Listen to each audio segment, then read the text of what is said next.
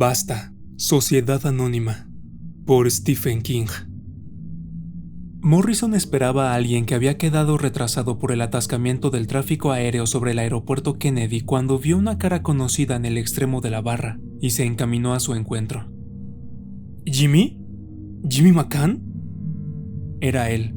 Estaba un poco más gordo que cuando Morrison lo había visto el año anterior en la exposición de Atlanta, pero por lo demás tenía muy buen aspecto. En la universidad había sido un fumador empedernido, flaco y pálido, oculto detrás de unas gafas con armazón de carey. Aparentemente las había trocado por lentes de contacto. ¿Dick Morrison? Sí, tienes un aspecto estupendo. Le tendió la mano e intercambiaron un apretón. ¿Tú también?, respondió McCann, pero Morrison sabía que era mentira. Últimamente trabajaba demasiado, comía demasiado y fumaba demasiado. ¿Qué vas a beber? Whisky y bitter, dijo Morrison. Se sentó sobre un taburete, rodeándolo con las piernas y encendió un cigarrillo. ¿Esperas a alguien, Jimmy? No, voy a una conferencia en Miami, un cliente importante.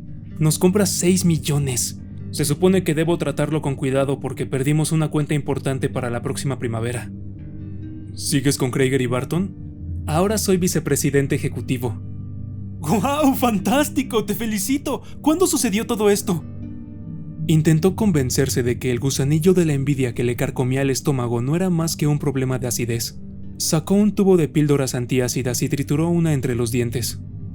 En agosto pasado, sucedió algo que transformó mi vida. Miró a Morrison de forma inquisitiva y sorbió el contenido de su vaso.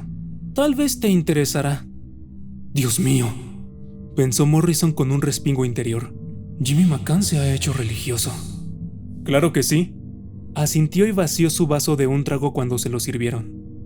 No me encontraba muy bien, explicó McCann. Problemas personales con Sharon, mi padre murió de un infarto y yo empecé a tener unos accesos de tos espasmódica. Un día Bobby Krieger pasó por mi oficina y me endilgó un sermón paternal. ¿Recuerdas cómo son? Sí. Morrison había trabajado 18 meses en Krieger y Barton antes de pasar a la Morton Agency. O entras en razón o te ponen de patitas en la calle. McCann se rió. Así es.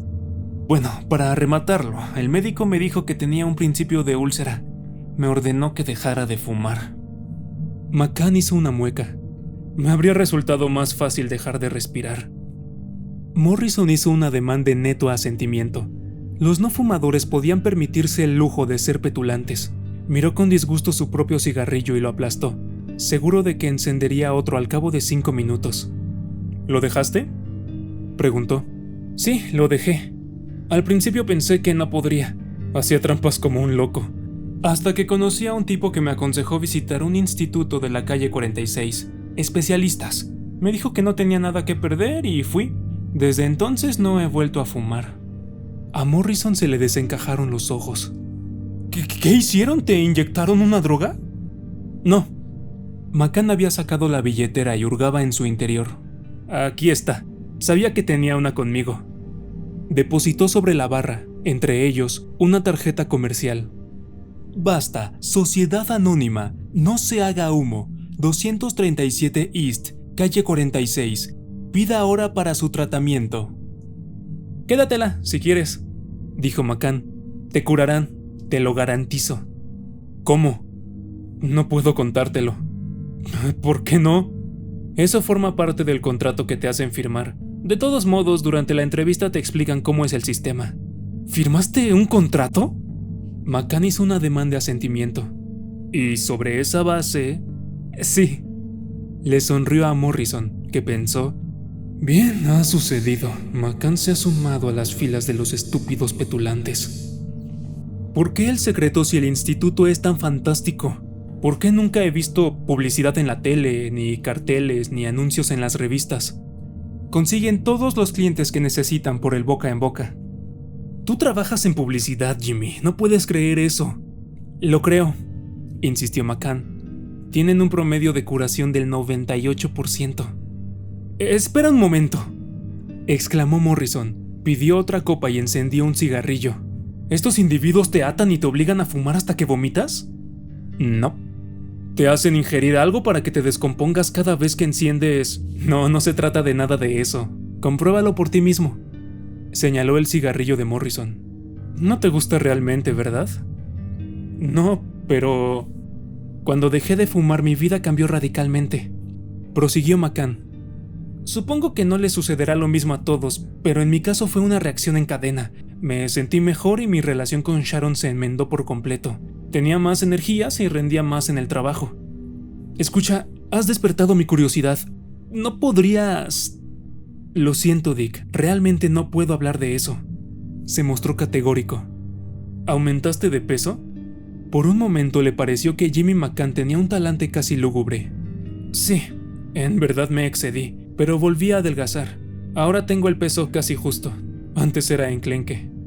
Los pasajeros del vuelo 206 deben embarcar por la puerta 9. Anunció el altavoz. Ese es mi avión, dijo McCann mientras se levantaba.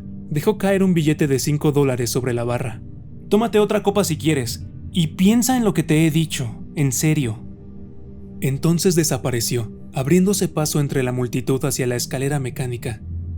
Morrison tomó la tarjeta, la miró con expresión cavilosa, la guardó en su billetera y la olvidó.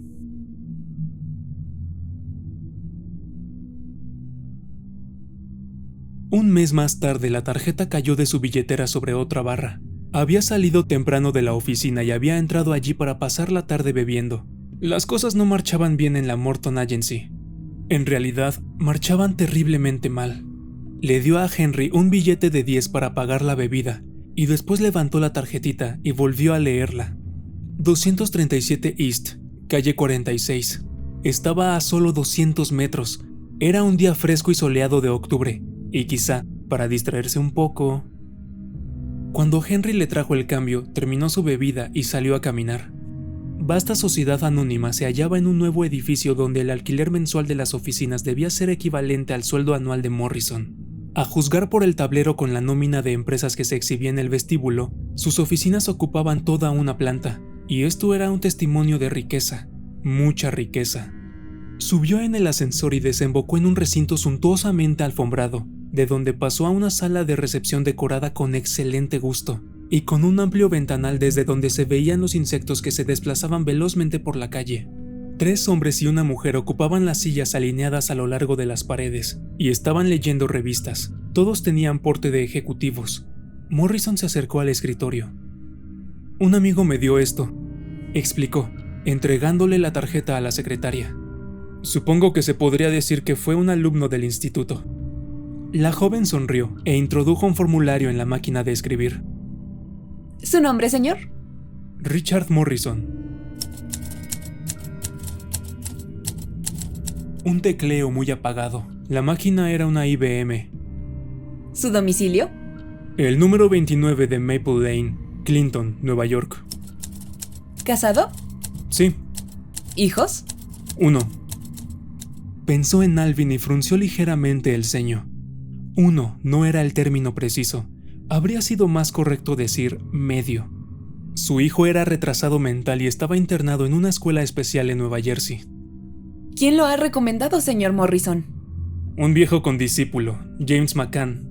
Muy bien. ¿Quiere sentarse y esperar un momento? Este ha sido un día muy ajetreado. De acuerdo.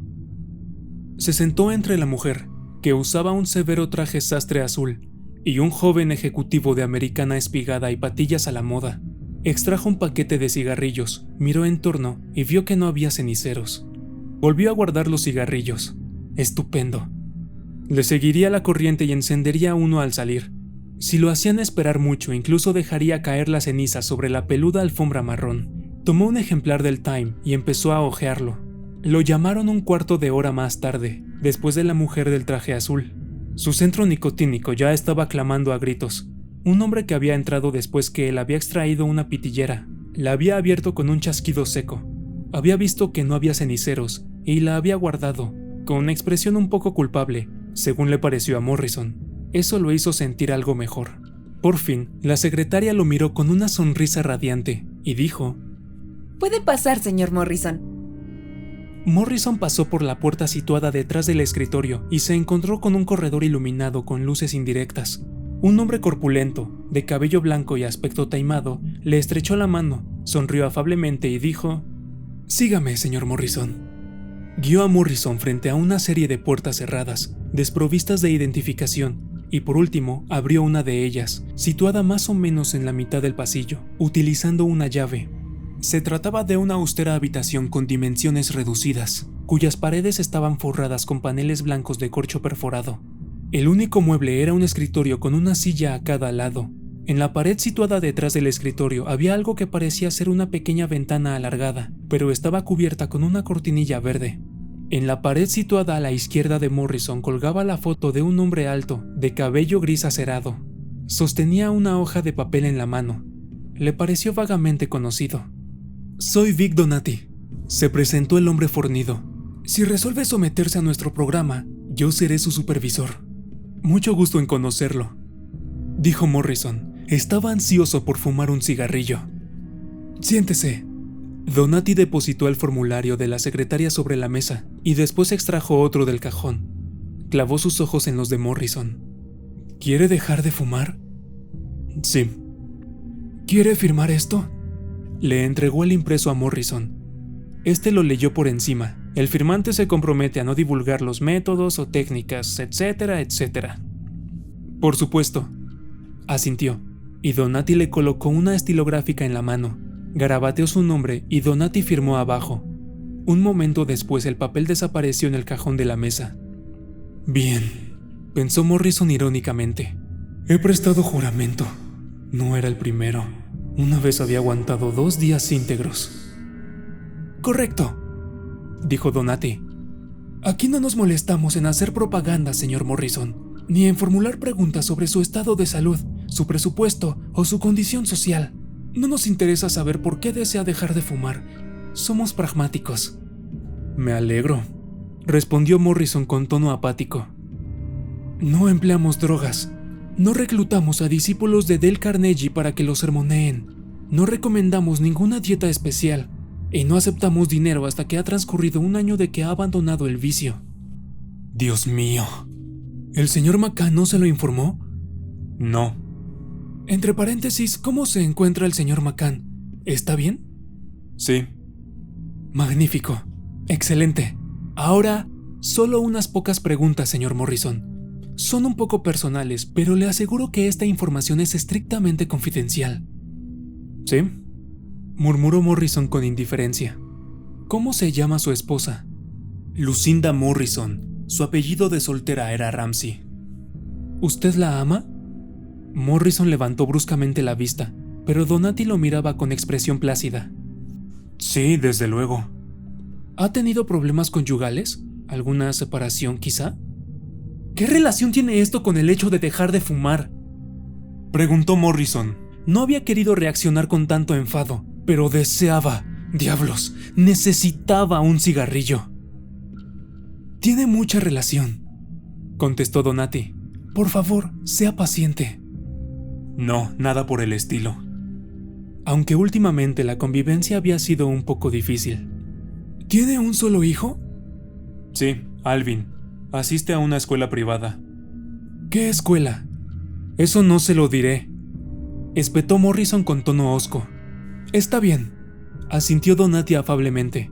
Desarmó a Morrison con una sonrisa. «Todas sus preguntas las contestaré mañana durante la primera sesión del tratamiento». «Me alegro», dijo Morrison y se levantó.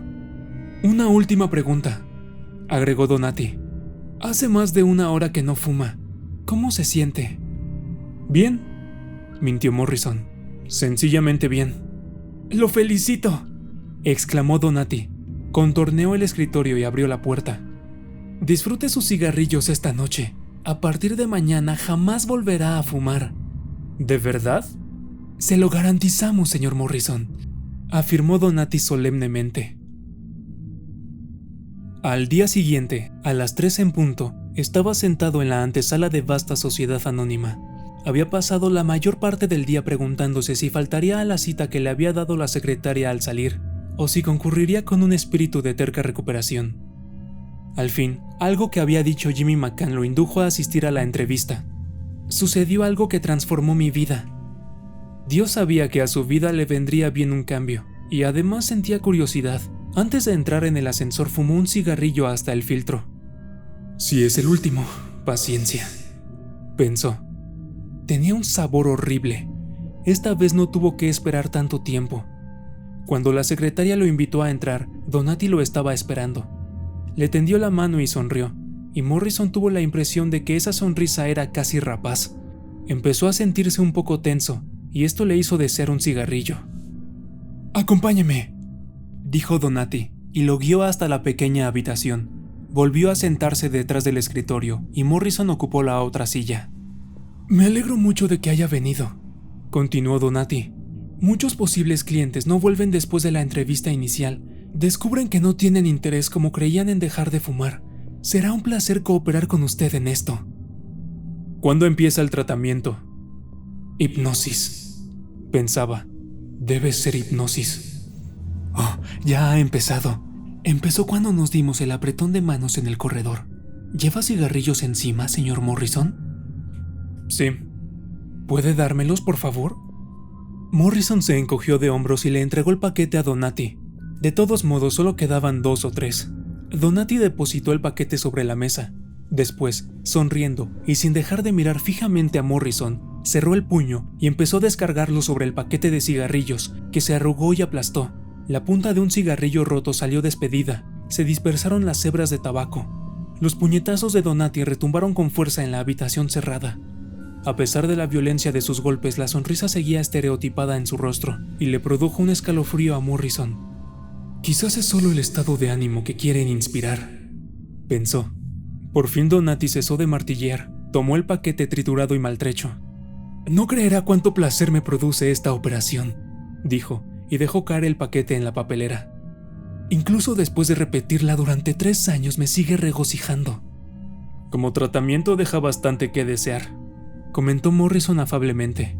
«En el vestíbulo de este mismo edificio hay un kiosco de periódicos, y allí venden de todas las marcas». «Como usted diga», respondió Donati. Cruzó las manos. Su hijo, Alvin Doss Morrison, está en la escuela Patterson para niños retardados. Nació con una lesión cerebral, coeficiente intelectual 46. No entra en la categoría de los retardados reeducables. Su esposa... «¿Cómo sabe eso?», rugió Morrison. Estaba sobresaltado y furioso. «No tiene derecho a meter sus condenadas narices en mí». «Sabemos mucho acerca de usted», prosiguió Donati, apaciblemente. «Pero, como dije, todo es estrictamente confidencial». «Me voy de aquí», siseó Morrison. Se levantó. «Quédese un poco más». Morrison lo estudió atentamente. Donati no estaba turbado.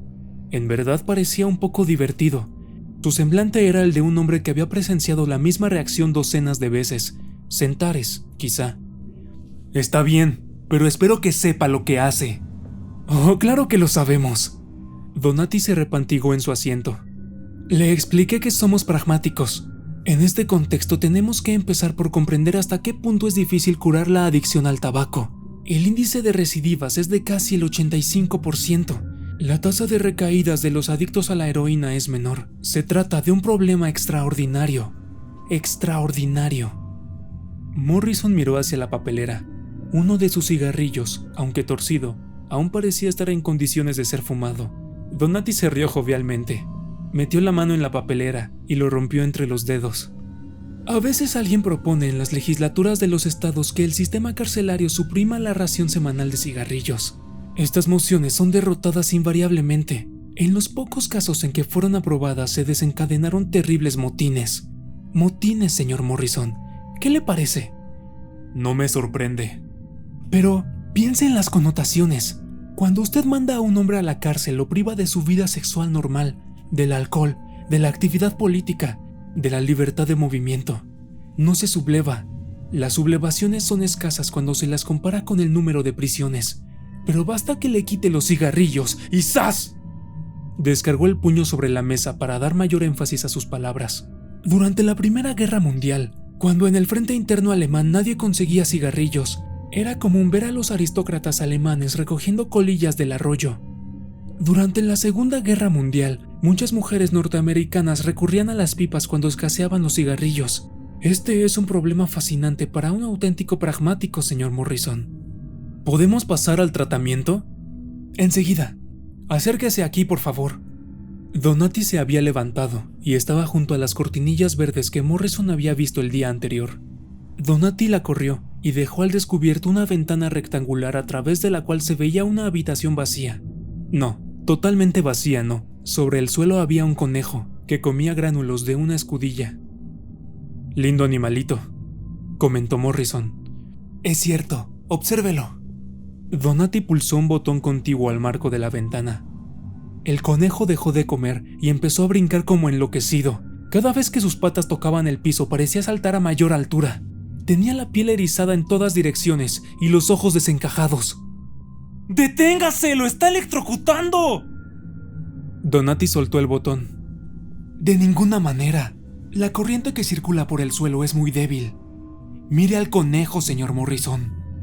El animal estaba agazapado a unos 3 metros de la escudilla de alimento. Agitaba los morros.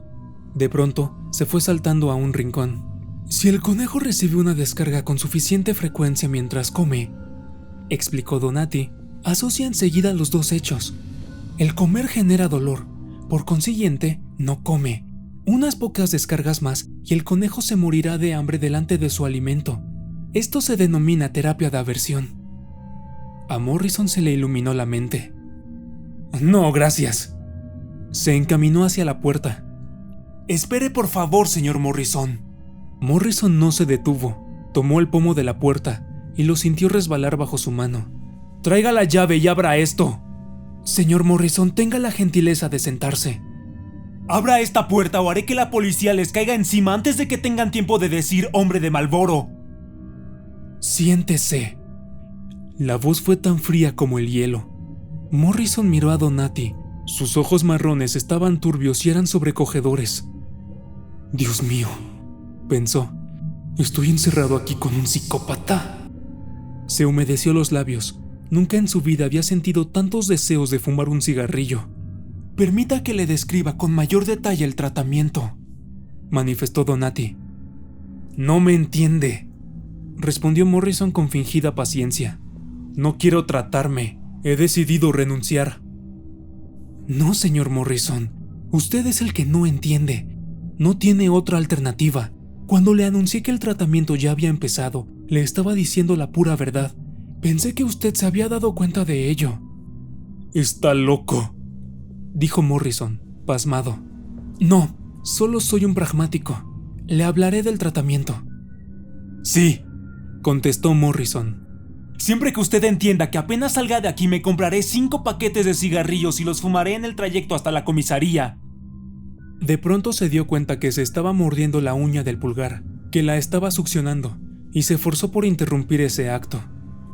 Como quiera, pero creo que cambiará de idea cuando tenga una imagen más completa. Morrison permaneció callado, volvió a sentarse y cruzó las manos. Durante el primer mes de tratamiento, nuestros supervisores lo vigilarán constantemente, anunció Donati. Localizará a algunos, no a todos, pero siempre lo seguirán. Siempre. Si ven que fuma un cigarrillo, me telefonearán. Y supongo que usted me traerá aquí y repetirá el viejo truco del conejo, dijo Morrison. Intentaba que su tono fuera frío y sarcástico, pero de pronto se sintió despavorido. Era una pesadilla. Oh, no, lo corrigió Donati. El truco del conejo se lo haremos a su esposa, no a usted. Morrison lo miró estúpidamente. Donati sonrió. Usted, agregó, mirará. Después de que Donati le abrió la puerta, Morrison caminó durante más de 2 horas, totalmente aturdido. Era otro día hermoso, pero no le prestó atención. La monstruosidad del rostro sonriente de Donati eclipsaba todo lo demás. Verá, le había dicho, un problema pragmático exige soluciones pragmáticas. Debe darse cuenta de que lo hacemos por su bien. Según Donati, Vasta Sociedad Anónima era una especie de fundación, una organización sin fines de lucro creada por el hombre cuyo retrato colgaba de la pared. Ese caballero había acumulado una gran fortuna con varias empresas familiares, que abarcaban, entre otras cosas, máquinas tragamonedas, salones de masajes, quinielas y un comercio activo, aunque clandestino, entre Nueva York y Turquía. Mort Tres Dedos Minelli había sido un fumador empedernido, de hasta 3 paquetes por día. El papel que sostenía en la foto era un diagnóstico médico: cáncer de pulmón. Mort había fallecido en 1970, después de dotar a vasta sociedad anónima con fondos familiares. Procuramos equilibrar las salidas y las entradas en la medida de lo posible, había agregado Donati, pero lo que más nos interesa es ayudar al prójimo y, por supuesto, tenemos ventajas fiscales. El tratamiento era de una sencillez escalofriante. A la primera transgresión, introducirían a Cindy en lo que Donati llamaba el cuarto del conejo. A la segunda, Morrison recibiría su dosis. A la tercera, los introduciría a los dos juntos. La cuarta transgresión demostraría que existían graves problemas de cooperación que se corregirían con medidas mucho más drásticas. Enviarían un agente a la escuela de Alvin para darle una paliza al chico. «Imagínese», manifestó Donati, sonriendo. «Qué horrible sería para el chico. No lo entendería aunque alguien se lo explicara. Solo sabría que lo están castigando porque papá se ha portado mal. Se asustaría mucho». «¡Cerdo asqueroso!», exclamó Morrison, impotente. Se sentía al borde del llanto. «¡Sucio hijo de puta inmundo!». «No me malinterprete», prosiguió Donati. Sonreía con expresión afable. «Estoy seguro de que eso nunca sucederá. El 40% de nuestros clientes no han sido castigados nunca, y solo un 10% ha cometido más de 3 infracciones. ¿No le parece que estas estadísticas son muy tranquilizadoras?». Morrison no las encontraba tranquilizadoras, sino terroríficas. «Claro que se incurre en una quinta transgresión». «¿A qué se refiere?». Donati sonrió de oreja a oreja. «La habitación para usted y su esposa, una segunda paliza para su hijo y una paliza para su esposa». Morrison, que se hallaba fuera de sí, se abalanzó sobre Donati, pasando por encima del escritorio. Donati se movió con una rapidez que resultaba asombrosa en un hombre que parecía estar totalmente relajado. Deslizó la silla hacia atrás, levantó ambos pies sobre la mesa y los clavó en el estómago de Morrison. Este retrocedió, haciendo arcadas y tosiendo. «Siéntese, señor Morrison», lo exhortó Donati amablemente. «Discutamos todo esto como seres racionales». Cuando por fin recuperó el aliento, Morrison hizo lo que le ordenaban. Las pesadillas tenían que terminar alguna vez, ¿verdad? Donati siguió explicando que vasta sociedad anónima operaba con una escala de castigos de 10 intensidades. La sexta, la séptima y la octava consistían en nuevas incursiones en el cuarto de los conejos, con mayor voltaje y en palizas más violentas. La novena intensidad consistiría en fracturarle los brazos a su hijo. «¿Y la décima?», preguntó Morrison, con la boca seca. Donati meneó la cabeza tristemente. «Llegados a ese punto nos damos por vencidos, señor Morrison. Usted entra a formar parte del 2% de los incorregibles». «¿Se dan realmente por vencidos?». «Es una manera de decir». Abrió uno de los cajones del escritorio y depositó sobre la mesa una calibre 45 con silenciador. Sonrió mirando a los ojos de Morrison. «Pero ni siquiera el 2% de incorregibles vuelve a fumar. Se lo garantizamos». La película del viernes por la noche era Bullitt, una de las favoritas de Cindy, pero después de aguantar durante 1 hora los movimientos impacientes y los refunfuños de Morrison, no pudo seguir concentrándose. «¿Qué te sucede?», le preguntó, mientras pasaban la carta de ajuste del canal. «Nada. Todo», gruñó él. «He dejado de fumar». Cindy rió. «¿Desde cuándo? ¿Desde hace 5 minutos?» «Desde las 3 de la tarde». ¿Verdaderamente no has fumado desde entonces? «No», respondió Morrison y empezó a mordisquearse la uña del pulgar. Estaba mellada, roída hasta la cutícula. «Es fantástico. ¿Qué fue lo que te hizo tomar semejante decisión?» «Lo hice por ti. Por ti y por Alvin». Los ojos de Cindy se dilataron, y cuando se reanudó la proyección de la película no lo notó. Dick no mencionaba casi nunca a su hijo retrasado. Se acercó a él, observó el cenicero vacío junto a su mano derecha, y luego lo miró a los ojos. ¿De verdad estás tratando de dejarlo, Dick? De verdad. Y si recurriera a la policía, agregó mentalmente, la pandilla local de gorilas vendría a cambiarte la cara, Cindy. Me alegro. Aunque no lo logres, los dos te agradecemos esta iniciativa, Dick. Oh, creo que lo lograré, afirmó él, pensando en la expresión velada, homicida, que había aparecido en los ojos de Donati cuando le asestó el puntapié en el estómago. Esa noche durmió mal, con un sueño intermitente y sobresaltado. Aproximadamente a las 3 se despertó por completo. Las ansias de fumar un cigarrillo eran intensísimas. Bajó y entró en su estudio. La habitación estaba en el centro de la casa. No tenía ventanas. Abrió el cajón superior del escritorio y miró adentro, fascinado por la caja de cigarrillos. Miró en torno y se humedeció los labios. Vigilancia permanente durante el primer mes, había dicho Donati. 18 horas por día durante los 2 siguientes, pero nunca sabría cuáles serían esas 18. Durante el cuarto mes, que era el momento en el que la mayoría de los clientes reincidían, el servicio volvería a abarcar las 24 horas del día. Después, 12 horas de vigilancia escalonada cada día durante el resto del año. Y después, una cierta vigilancia durante el resto de la vida del cliente. Durante el resto de su vida. Es posible que lo controlemos cada 2 meses, había dicho Donati. O cada 2 días, o durante toda una semana dentro de 2 años. Lo importante es que usted no lo sabrá. Si fuma, jugará con dados cargados. ¿Estarán vigilando? ¿Estarán llevándose a mi esposa en este mismo momento o enviando a un hombre en busca de mi hijo? Magnífico, ¿no le parece? Y si da una chupada a hurtadillas, tendrá un sabor inmundo, el sabor de la sangre de su hijo. Pero no podían estar vigilándolo en ese instante, en mitad de la noche, en su propio estudio. En la casa reinaba un silencio sepulcral. Miró durante casi 2 minutos los cigarrillos de la caja, sin poder apartar la vista.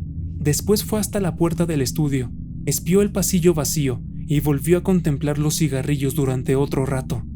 Cobró forma una imagen macabra. Toda su vida se extendía ante él y no encontraba ni un cigarrillo. En nombre de Dios, ¿cómo podría volver a ponerle una campaña difícil a un cliente desconfiado, sin un cigarrillo consumiéndose plácidamente entre sus dedos mientras él movilizaba los gráficos y los diseños? ¿Cómo podría soportar las interminables exposiciones de jardinería de Cindy sin un cigarrillo? En fin, ¿cómo podría levantarse por la mañana y enfrentar el día sin fumar un cigarrillo mientras bebía café y leía el periódico? Se maldijo por haberse metido en ese embrollo.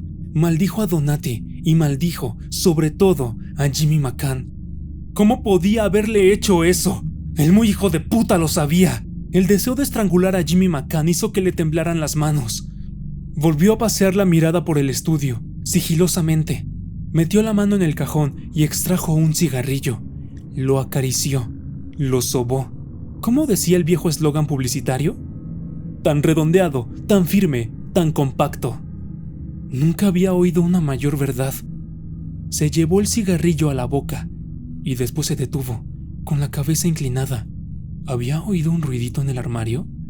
¿Un ligero desplazamiento? Claro que no, pero...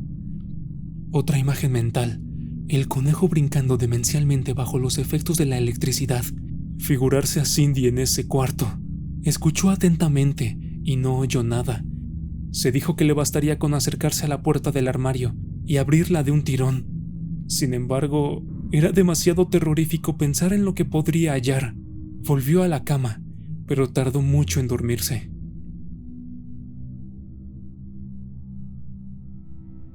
Aunque esa mañana se sentía pésimamente, le encontró un buen sabor al desayuno.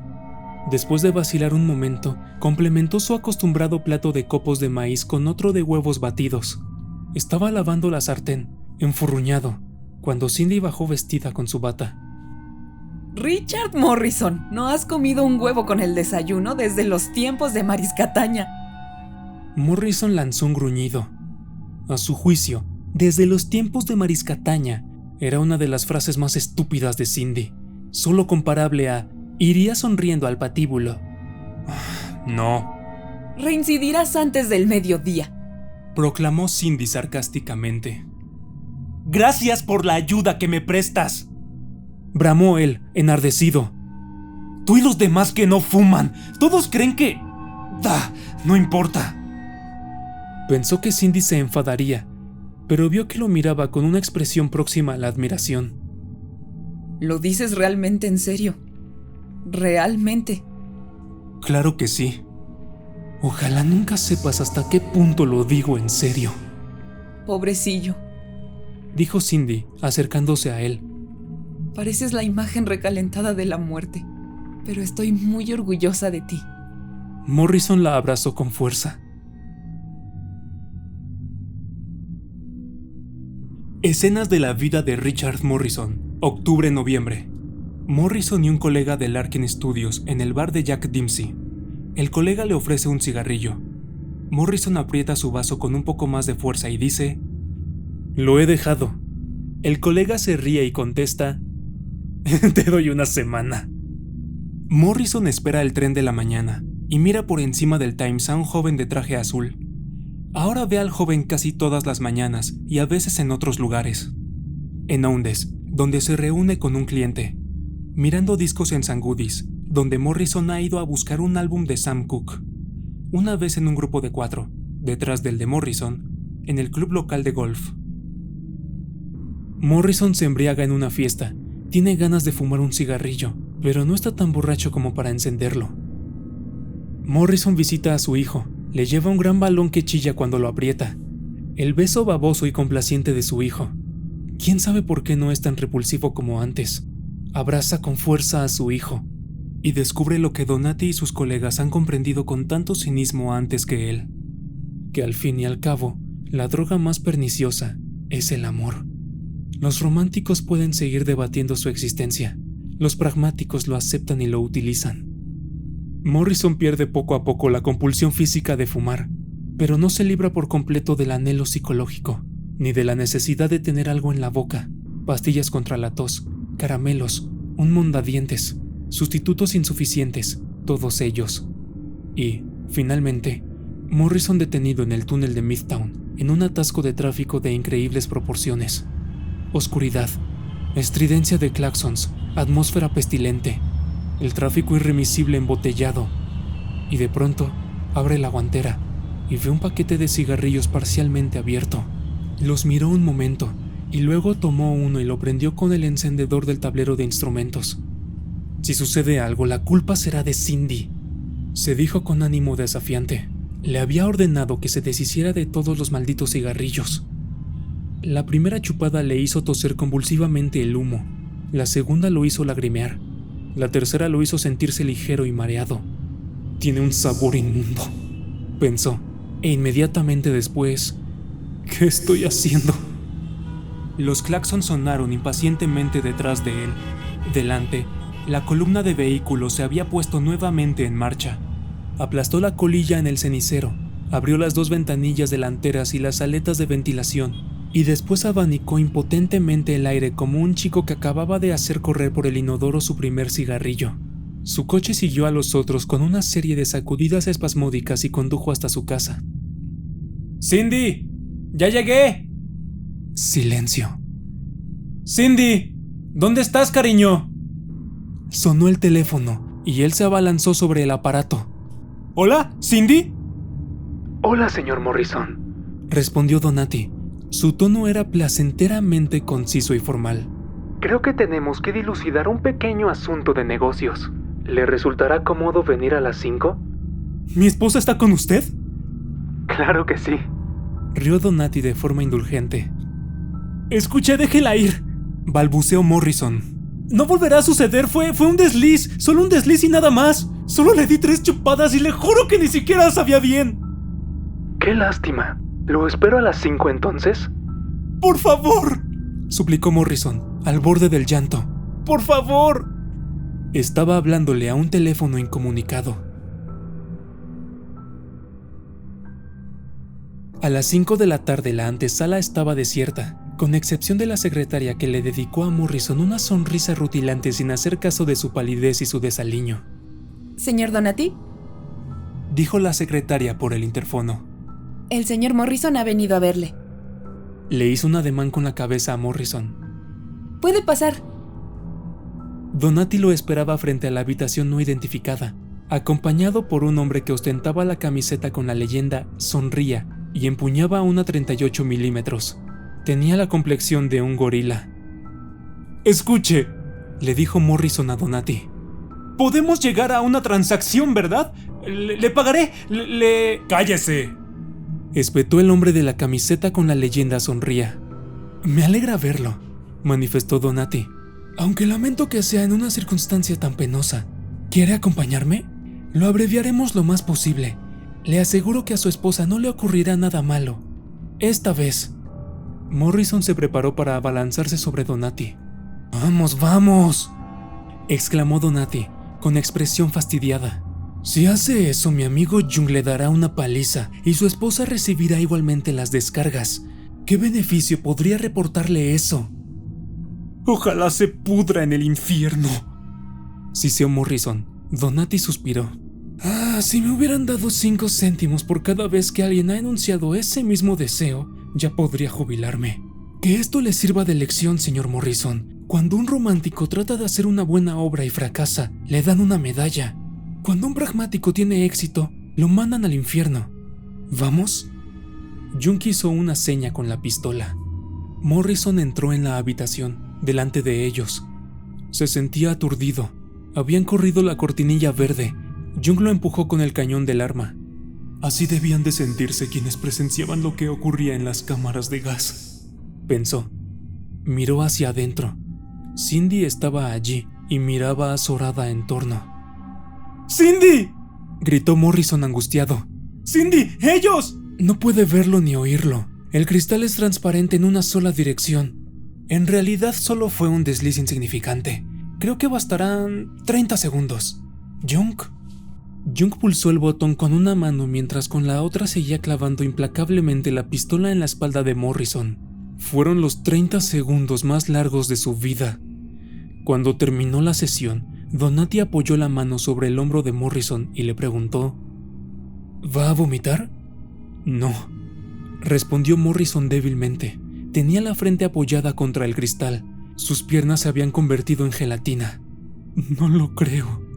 Dio media vuelta y vio que Jung se había ido. «Venga conmigo», dijo Donati. «¿A dónde?», inquirió Morrison apáticamente. «Creo que tendrá que explicar algunas cosas, ¿no le parece? ¿Cómo podré enfrentarla? ¿Cómo podré decirle que yo... Sospecho que va a recibir una sorpresa, señor Morrison», comentó Donati. En la habitación solo había un sofá. Cindy estaba sentada en él, sacudida por sollozos impotentes. «Cindy», le dijo suavemente. Ella levantó la vista, con los ojos dilatados por las lágrimas. ¿Dick? ¡Oh, Dios! Morrison la abrazó con fuerza. ¡2 hombres!, balbuceó ella contra su pecho. «En la casa. Al principio pensé que eran ladrones y después pensé que me iban a violar y después me llevaron a un lugar con los ojos vendados y... ¡Oh, fue horrible!». «Shh, calma. ¿Pero por qué?», preguntó Cindy, alzando la vista. «¿Por qué Por mí», contestó él. «Debo contarte una historia, Cindy». Cuando Morrison concluyó, permaneció un momento callado y después agregó: «Supongo que me odias.